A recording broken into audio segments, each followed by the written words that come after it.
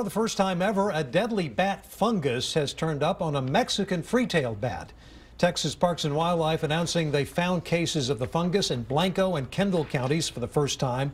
As you can see in the pictures from other parts of the country, researchers have been tracking white nose syndrome for several years. Scientists tell us at the rate the fungus is spreading, it's likely we could see it in Mexican free-tailed bat colonies here in Austin soon. KXAN's Jacqueline Powell is at the Congress Avenue Bridge where hundreds of people gather every night to check them out.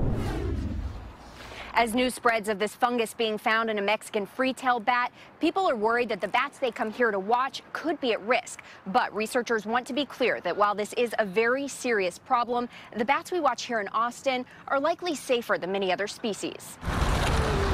For visitors, you go online, and one of the first things that you see for Austin is about the bats coming out from underneath the bridge. And locals alike, I mean, it's pretty awesome to have the biggest colony. These bats, great way to keep Austin weird, are one of the city's biggest attractions. That's why Bat Conservation International Director Malia Bayless says the discovery that the fungus that turns into a deadly disease has spread to central Texas is so disheartening. We want to do everything we can to keep these bats in Texas doing the great things that bats do. After a few years in its host, the fungus can lead to white nose syndrome, which is deadly in hibernating bats. That could be devastating to Texas's ecosystem.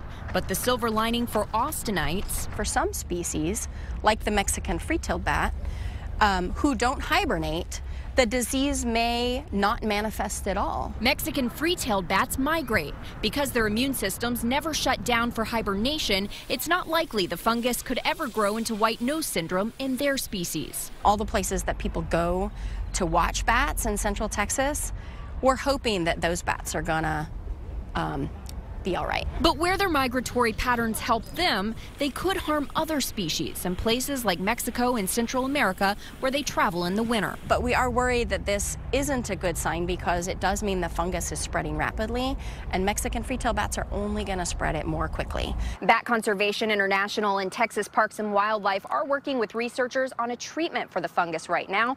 They're currently testing it on bats right here in Texas, and they should know by this summer whether it could stop the fungus from turning into white nose syndrome. In Austin, Jacqueline Powell, KXAN News.